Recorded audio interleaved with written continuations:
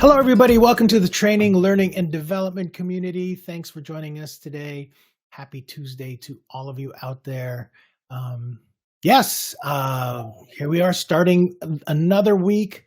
Had a holiday yesterday, and here we go with a new community member showcase and with somebody that we have actually talked to before in these showcases, Leigh Ann Morgan, who, Leigh Ann, you had last time we got to know just more some of the basics about you and talked about your career.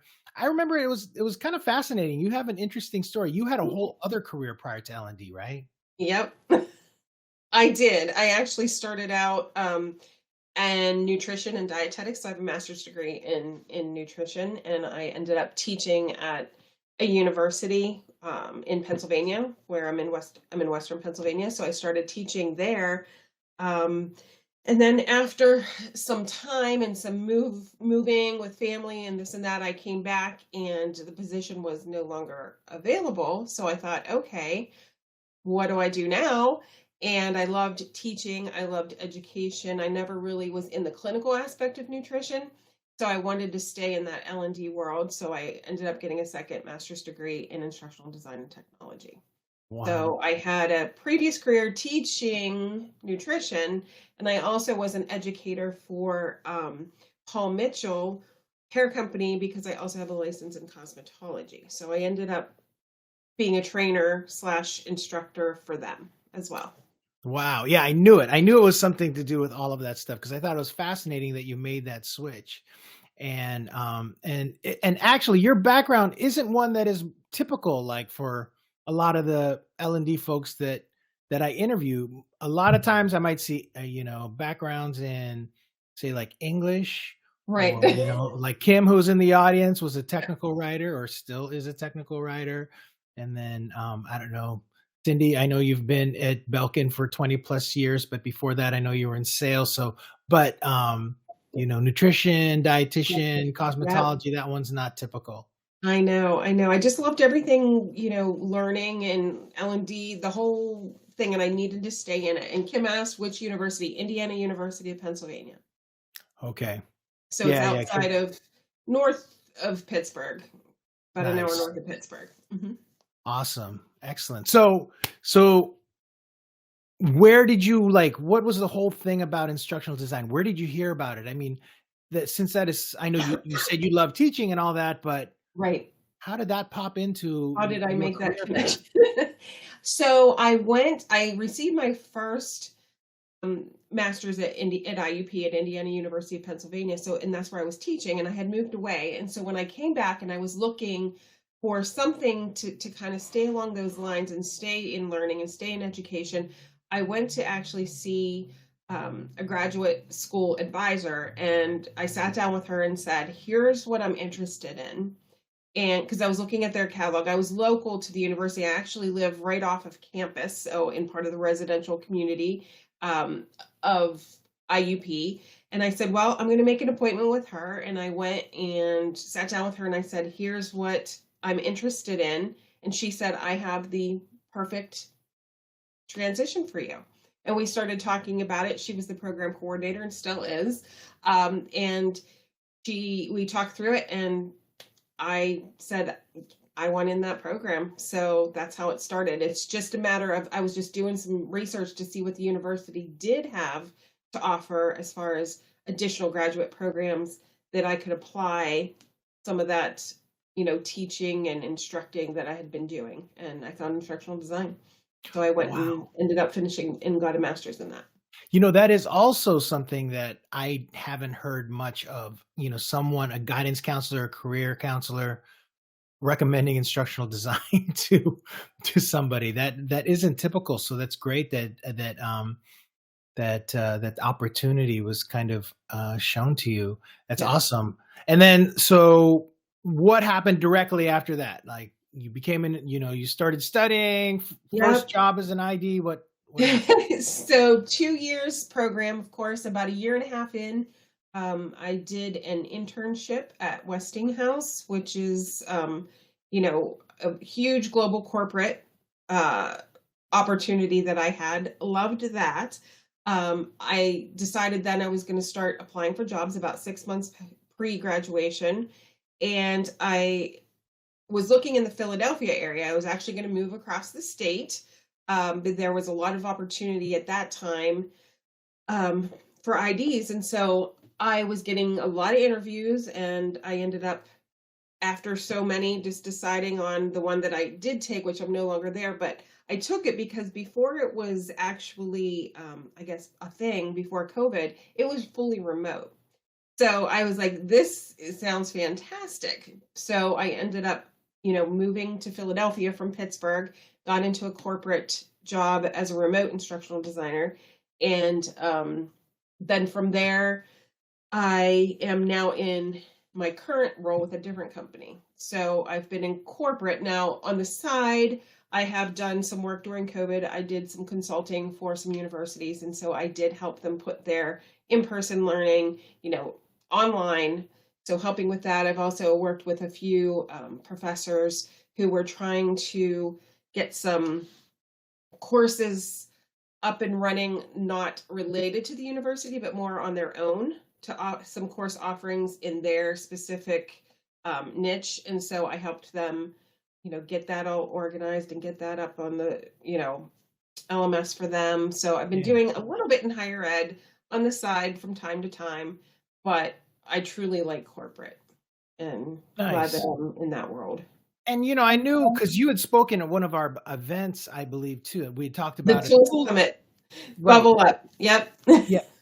And I knew that you like to use tools, and that was something that Yes. you kind of would geek out in. I did not know that would like basically were an expert at, like, say, infographics, because you just Mhm. spoke about that at Learning Solutions.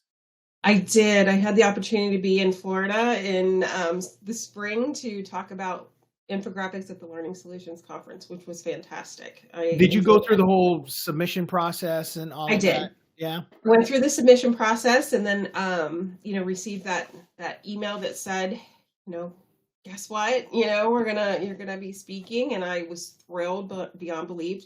Two coworkers got to attend with me, so that was fantastic to have that support system there.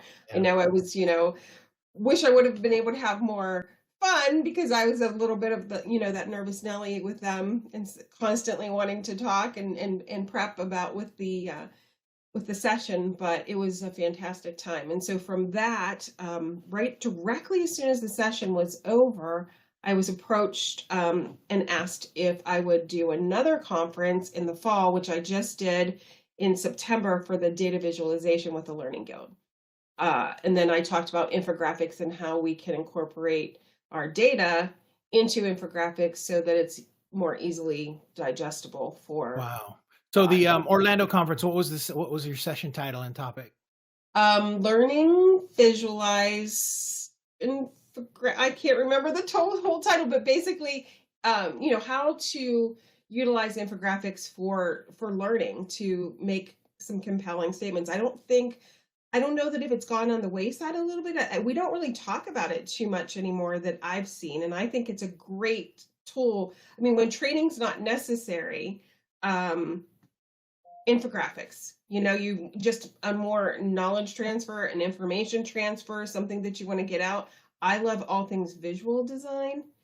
So Sorry, what, my Alexa thing is going off, but I can't. Oh, there it is. There.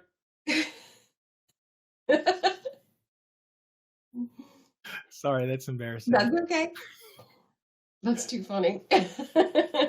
I know. This time of day, I have all these alarms go off because I have to pick up my son from school and all that. Right. Stuff. But go ahead. Back to back to what you're talking about. I'm sorry. No problem. I just the visual aspect. I love visual design, and especially what an impact it can make. So infographics is just kind of a no-brainer for me and something I've just always loved. When I was actually teaching at the university, I gave presentations on infographics. So way back when, and even Wow. before I got into instructional design as a career, it was just something that I always loved because I Do you just have love the any kind visual. of design background whatsoever, like graphic design? I don't. And it's just this is what I, kind of I passionate about it. So anytime I am in my free time, I'm constantly, podcasts, books, anything I can get my hands on about visual design and graphic design. So learning all I can. That's And just great. through the years, I've just tried to, keep developing that skill. And it's just, my brother's an artist, so maybe that's where it came from. But always Hmm. just seeing his art and just appreciating art in general. So, can I ask you some questions about infographics? I have some that I jotted down here a little bit. How about what have you learned? Like fundamental principles of like a lot of the folks that listen um, to the TLD casts might just be beginner graphic design types, that really don't have a handle quite on it. Maybe use Canva, that type of thing. But Yep. if you're somebody that's interested in creating infographics, are there any sort of basic design principles that you should know? It always goes back to basic graphic design principles in general. Even when you're designing an e-learning course, say, you want to make sure that you have your color, that there's contrast. You want to make sure you're using typography in the correct way. So if you are starting, most infographics and most people, and it may be different, but here in the United States, we read top to bottom and left to right. So you want your infographic to have that same flow. And I would say that the biggest thing is tell a story, and it needs to be a visual story. So, just for some pointers, when I take a look and let's say that I'm getting, I just did one for the company I work for on our mobile phone policy. And so it was an infographic on kind of taking those key points out of the policy, what has changed, and putting it into an infographic.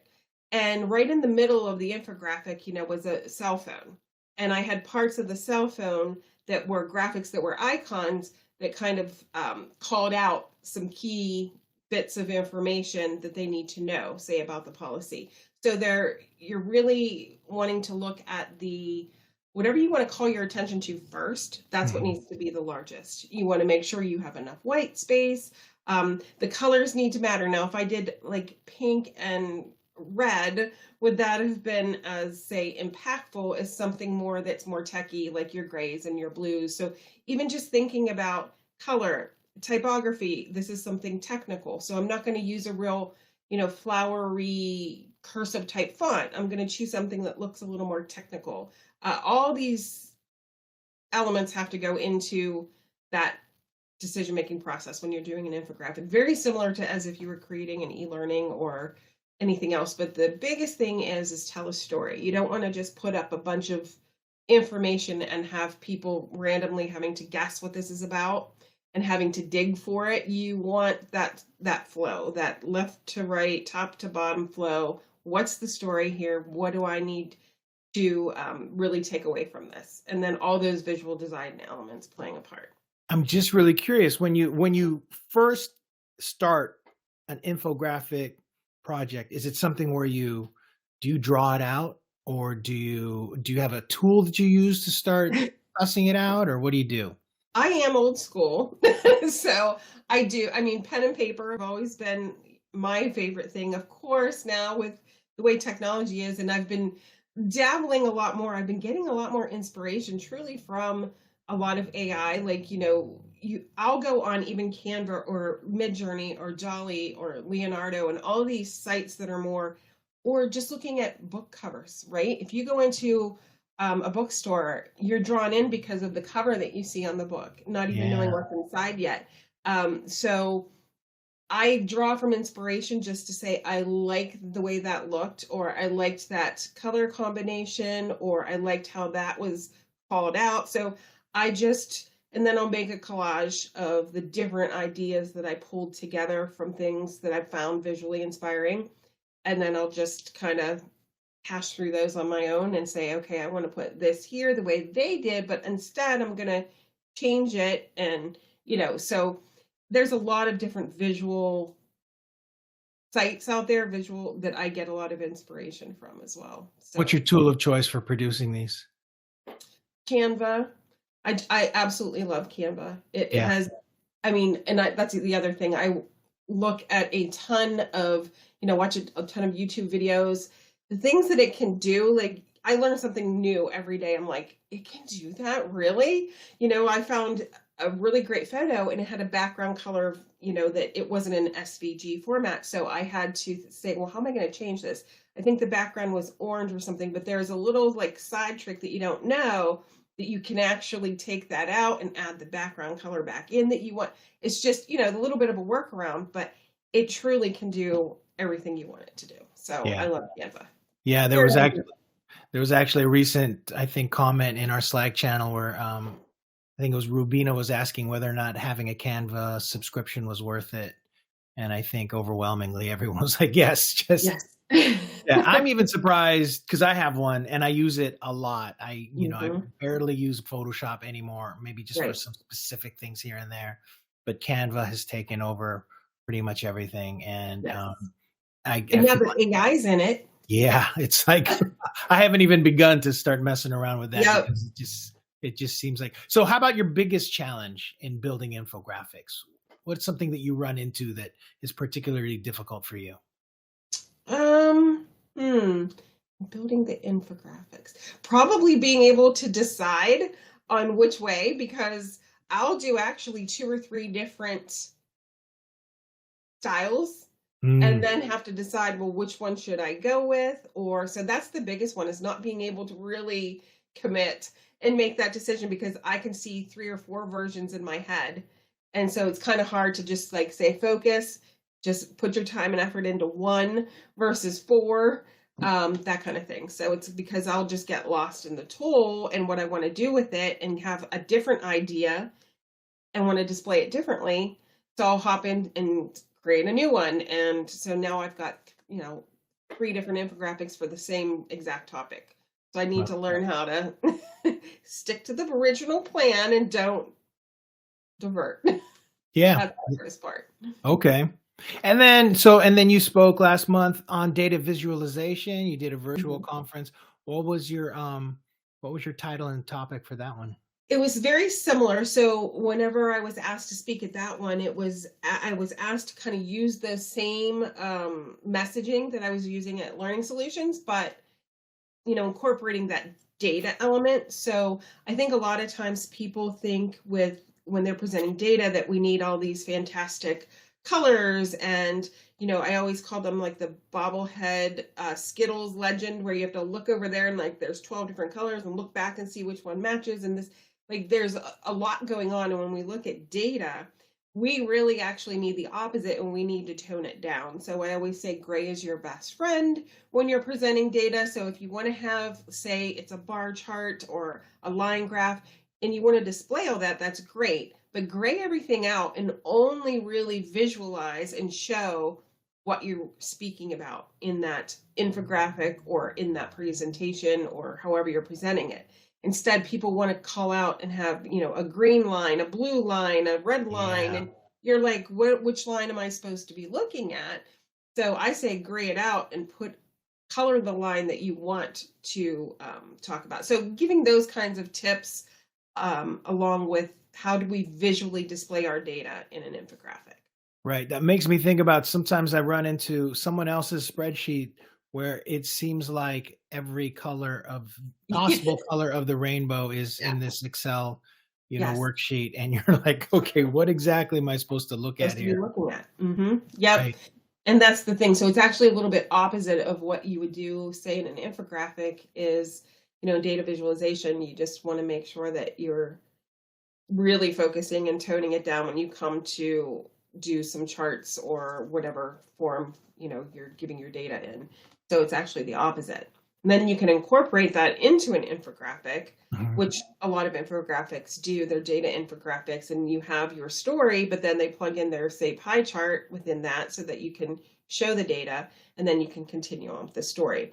But that pie chart needs to just really only show what you're speaking about within that infographic, instead of just making it all these brilliant colors just for fun, That's you know? interesting. I want to ask Mhm. you just a question that is kind of not quite. It's a little bit of a sidetrack, but so you presented a face to face conference over in Learning Solutions Yes. about this topic, and then somewhat similar for the virtual one. How Yep. different was that for you? Very different. I prefer in person, Mhm. just because you can connect with people. I couldn't see any faces whenever I was presenting virtually.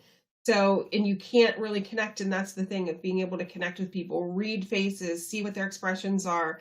Um, that I think says a lot. Now, the other thing though is virtually, it's, I would say, a lot less maybe pressure because you have a producer, you have somebody running the tech side of things for you, monitoring chat for you, Mhm. taking care of all that. So all you really focused on is the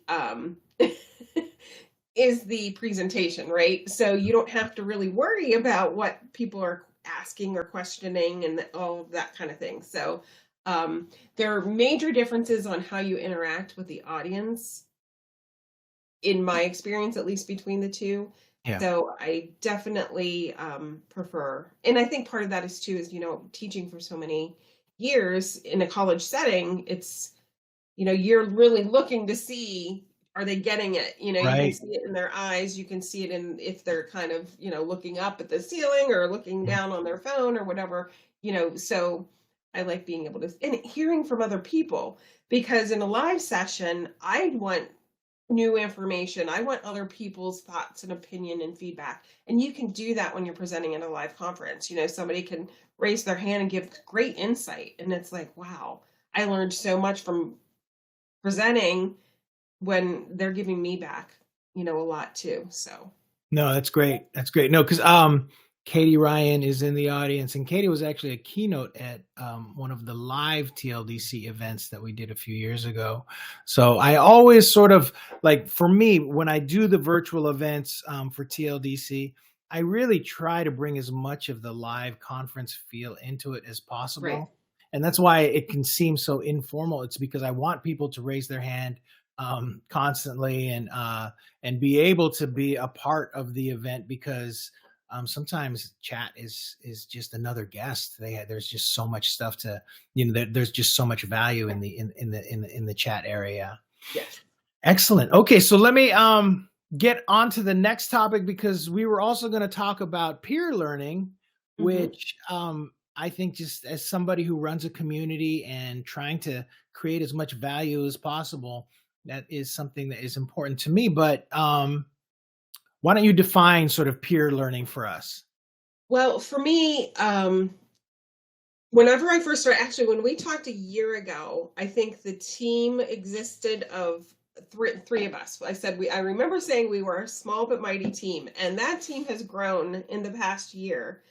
So there are, I think Liz is on the call.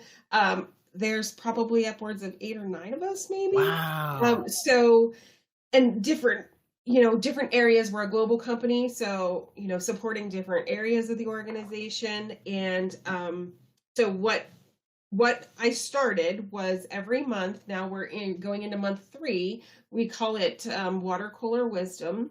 And so I host this monthly session with all of the IDs, training specialists, learning development specialists. All of us come together and we pick a topic. So I sent out a survey when I first started this and said, what does everybody want to talk about as a group? Like, what do we want to learn more from each other for? And there was a list and they kind of ranked them. And so we started.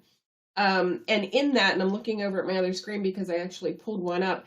So every month I get together a challenge. There's a PDF that 9. Thanks, Liz. So there's a PDF that I create that gives a team challenge. So similar to kind of like the eLearning Brothers challenges if you're developing eLearning, but not all of it is, because we do have some that are more facilitators, trainers. Um, so this is done virtually because we are all over the country. So we get together and we do a challenge, and then we have I provide them a bunch of different, say, links. I'm looking at the one we did to start off, was actually something to do with graphic design of color. And so the challenge was a monochromatic color challenge, so they could create an e-learning, a PowerPoint, a storyline, a rise, just a couple, slides of anything, and make it a monochromatic palette. So that was our challenge. And then I gave them some tools they can use, like color pickers and color palette inspirations. Nice. Also, who some people to follow on LinkedIn. Every month, there's a suggestion for a podcast, a suggestion for a book on the topic. And then I provide this information ahead of time. We jump into the call for an hour or so, and we just kind of pick each other's brains, talk about the resources. And then we have, of course, on Bubble Up, we have our Bubble Up team folder that we can all say, hey, if you have additional resources as you come through and want to share with the team, we plop them in there. And then that way we have this continuous resource available. So it's just that constant learning from each other and constant sharing and giving tips, what didn't work, what worked. Here's this new and exciting tool. Some people may not like it. It depends on their, they may be, that's too much for me but here's a more, basic one that I like to use. And you're like, well, why didn't I think of that? And it's just a great way to collaborate and share ideas. And like I said, have our challenges, and everybody getting the same challenge. It's kind of neat to see how all the people have come up with something different visually. So I would, there were a couple PowerPoints that came across recently, and I was like, I would have never thought of that. And I'm really into PowerPoint too. So it's one of my other passions is giving really good presentations visually. And I was like, wow, I wonder how she did that. I'm gonna, so it's just constant learning from each other and just having a nerd out session, more than anything. No, that's great. It sounds like it also establishes some connectivity in your team. Yes. Yeah, definitely. Because I don't get to see a lot of them. I'm in Western Pennsylvania. Some are in Eastern Pennsylvania. Some are in Texas. We're all over the place. So I don't get to really talk to them as much as I would like to. So it's nice to get together once a month and just, nerd out together, share some great tips, tricks, tools, books, podcasts, whatever we want to talk about but we do a topic each month. So nice. All right. Well, I wanted to sort of wrap up with the last topic we're going to talk about, which is you emailed me and you had a really great idea for a virtual conference. And I, would love if the audience had any opinions on this, but a virtual event on visual design and e-learning. Yes. So I would love to know too, if people would, and what I mean by that is really getting down into when you're creating e-learning, like talking about graphic design, things like, have a session on strictly color theory, having a session on typography, having a session on, and really getting into, and this is for instructional designers, right? Some of us maybe have graphic design background, but basically a visual design for e-learning conference for non-designers, instructional designers, and really being able to get down to that information with color and typography and buttons and animation, anything that we visually, telling a story visually, is that going to be something people would be interested in? Oh man, great idea, Katie. Katie's saying maybe also use the use of iconography and psychology of design and learning. Yes. Yeah, I think that's really, really interesting. I'm totally down for that. I know that next month I have one in the works that is for talent development. And then after that, we're going to do another transitioning teacher event, but we'll see if we can squeeze this one in because I think that it'd be really, really valuable. And I do think that a tool like Canva is becoming so prominent in our space because, Adobe Illustrator and Photoshop were not quite as accessible to regular people before. Right. You'd open it up and you're like, the whole idea of like layers and masks and all of that stuff was just just a lot. But now Canva kind of lets everybody jump in there, and I think that that we there's a lot of information to be shared out there. How about you're somebody that stays that is building e-learning right now, but with graphics but what kind of trends are you seeing in e-learning at this point? It's back to A lot of back to basics with flat design. That was back, I remember seeing that back in like 2015 or something. It was that kind of was becoming popular. A lot of monochromatic, toning down, colors and just using the tints and shades from one particular color. I'm seeing a lot of that. Isometric, I'm seeing a lot of. Um, just a lot. I think what the problem is, and this is what I like to kind of think about, and this is why I go to all these different visual inspiration sites, as I like to call them, is a lot of our e-learning is looking exactly the same. We're all kind of using the same, graphics, we're using the same stock photos, we're using the same, and this is why I love that, some of these Midjourney and Dolly and all these, you can prompt it to be specific to what you want, the style you want, and it can make it very unique because it's now getting to be where you've seen one, you've kind of seen them all with the graphics and the Yeah. same. So I think that that's another kind of topic that, how can we make it more unique and more visually engaging? Because let's face it, if I'm taking a training of using I don't know, you pick it, but I'm seeing stuff from like clip art from 1980. It's you lost me. You know what I mean? Even though it could be, the visuals are highly important, I Yeah. think, in e-learning. So I'd like to see some just kind of off the beaten path things a little bit. Okay, I'm going to I'll start working on this new conference, and then I'm probably gonna hit you up and Yeah, ask for your advice for lots of it. And so, I would love that. thank you for doing that. Thank you for inspiring it. I have one last question for you, that I'm sort of just curious. When in your previous career, when you were, with cosmetology and health and all of that, Yep. if you could talk to yourself back then and give yourself a piece of advice when you were going through that career transition, what would it be? Um, I think what it was is I was very in all of them, I was afraid of, like, can I do this or am I going to be, even just learning, say, different color techniques for hair or cutting techniques or learning different aspects of clinical nutrition and having to, consult with a patient on this or whatever it may be. If you've never done it before, what you don't know, as far as it right out of the gate. And so I always like to kind of tell myself that growth mindset type of way of thinking that um, I I can't do this instead of saying I can't do this or I'm afraid to do this or and I can't do this yet.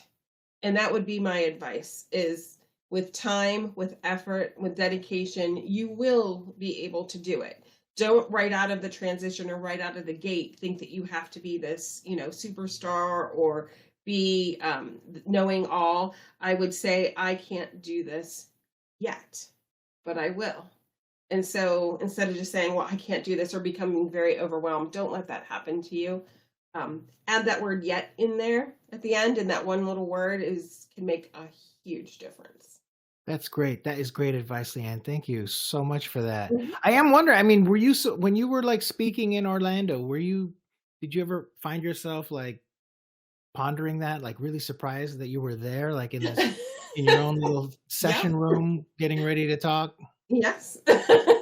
And I thought, well, this is what, I always said to myself that that's what I wanted to do. And I Mhm. set out to try and I submitted, probably every year for 3, 4 years to DevLearn and to Learning Solutions. And then I was like, well, when you get that rejection email, you're like, okay, I'm not going to quit and I'm not going to do it again. Next year, I'll put in another one and I'll make it better and I will do whatever I can to improve on it because I am not going to say I can't do it. I'm going to say when it's going to happen. And it happened. So, yeah, but when you're there, it's also, I actually wore a skirt that was an infographic. I found it on this website. It was like literally $15. I think it was, I can't remember the name of the site, Red Bubble or Red Dove. I can't remember it, but it was a skirt that was just an infographic about pie. Oh my And gosh. it was so cool. So when I go, oh, I'm all in. So it's one of those things where, yeah, I was nervous, but you know, I just kept telling myself, well, no, you're gonna put in a proposal until it gets picked. And it could be 20 years from now, and I'll be, 100 years old, but I'll still be I'll still be trying. Man, that is so impressive. That's amazing. That is a great story. It's so good to talk to you. I You really too. appreciate it. I'm sure we'll be talking again at some point soon. We'll start building some of this stuff out. And Would thanks for love it. taking the time to share with us today. Absolutely.